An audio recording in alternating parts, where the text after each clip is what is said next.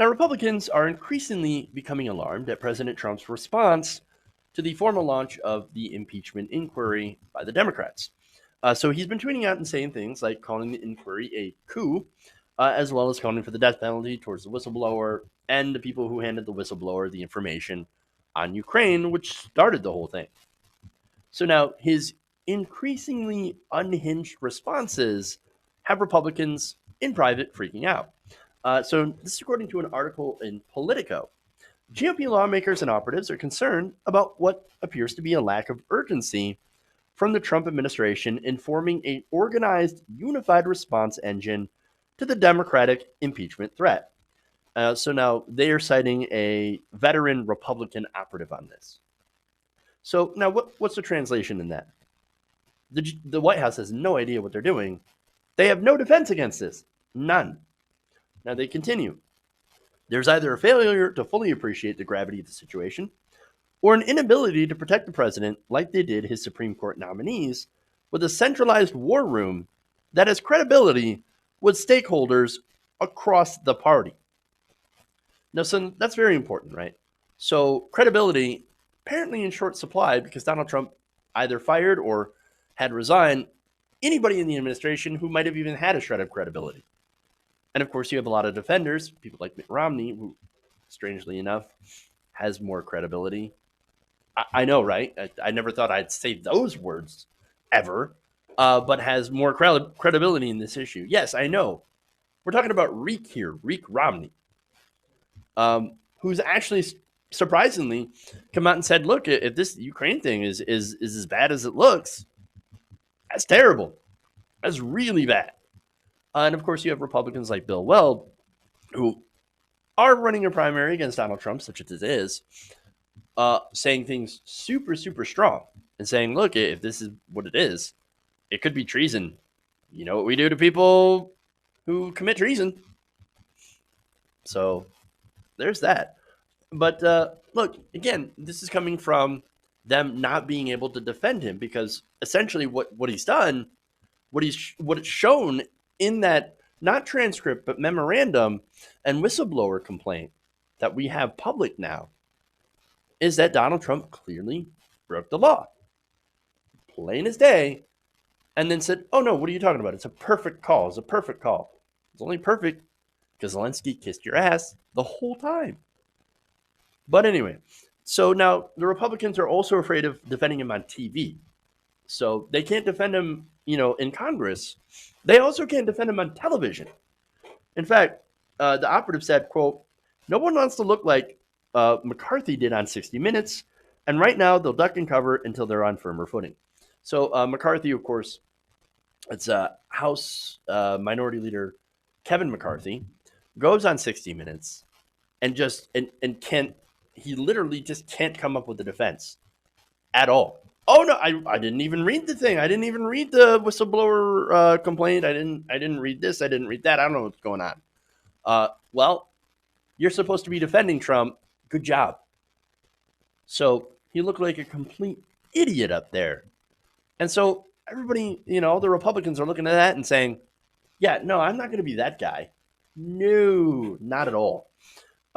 Now, he also says the Trump administration has blazed their own communications path up to this point, but there's deep skepticism that the late night Fox lineup will have any credibility with the rank and file Republicans that are necessary to prosecute this argument against House Democrats. And notice how he brings up Fox News, right? The late night Fox lineup.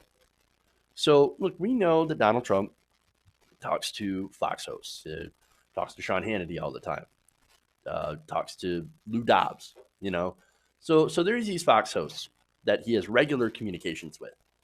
Those guys often come out as the biggest defenders of President Trump. In fact, Sean Hannity has, even though Sean Hannity in private has actually said this is really, really bad for Donald Trump.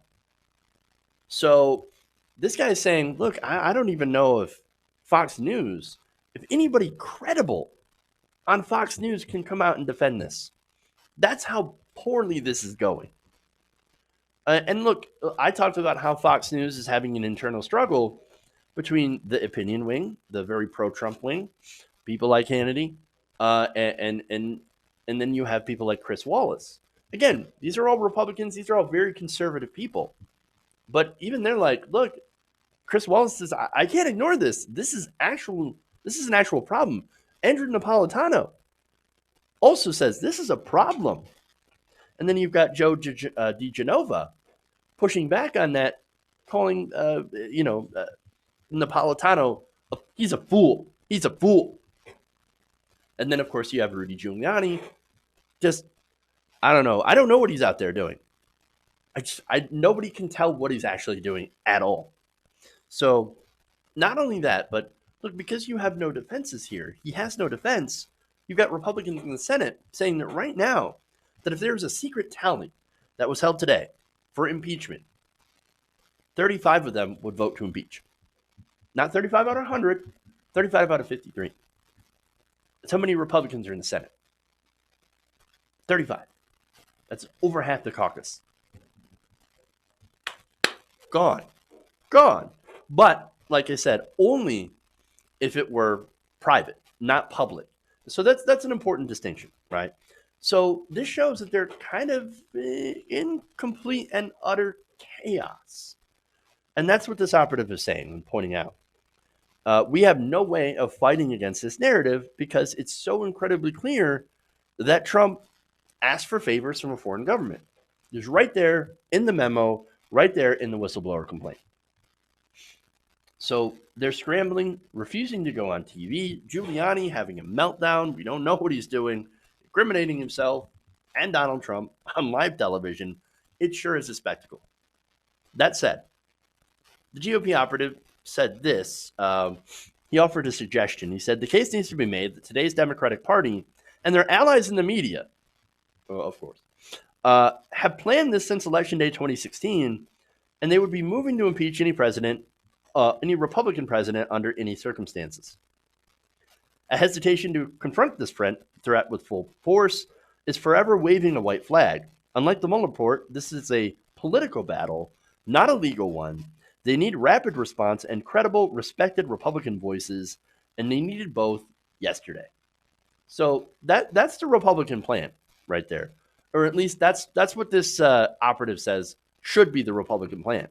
No, we need to push back on this, create the lie that it was, and again, that's what the defense is. A lie. Oh, no, the Democrats plan to do this ever since Trump got elected. And we'll just push that narrative. We'll push the narrative. We'll talk about how the media, the fake news media, the corrupt media is working together with the Democrats to eliminate Donald Trump. And so we push that narrative, and hopefully we can basically convince people, lie to them enough so that they'll believe us over their lying eyes. The fact that Donald Trump committed an actual crime. So I love how the message is going to be that. Which is funny.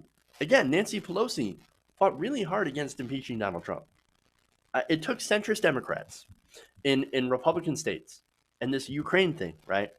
And even John Lewis, an incredibly damning memo to be released by the White House itself for them to actually finally decide to take action. Remember that memo? It said, I want a favor. Look into my political opponents. Look into his son. Look into Biden. No matter how Republicans spin it, that's really bad. Again, Sean Hannity said this looks really, really bad. So good luck with that narrative, Republicans. You guys are going to need it. Hey guys, hopefully you enjoyed that free video. Now I'm going to have to ask you a favor. Between the demonetization and the YouTube algorithm messing around with view counts, etc., we're having a hard time adjusting to the new YouTube reality, which is where you guys come in. See, we have a Patreon, patreon.com/TYTNation, set up to help us rely on you guys, the viewers, instead of big corporate ads. Look, you know the show. You know how I'm not in favor of big corporations anyway. So help us transition away from relying on the ad model to pay the bills and sign up to be a patron, patreon.com/TYTNation. That goes a long way to help us keep the lights on.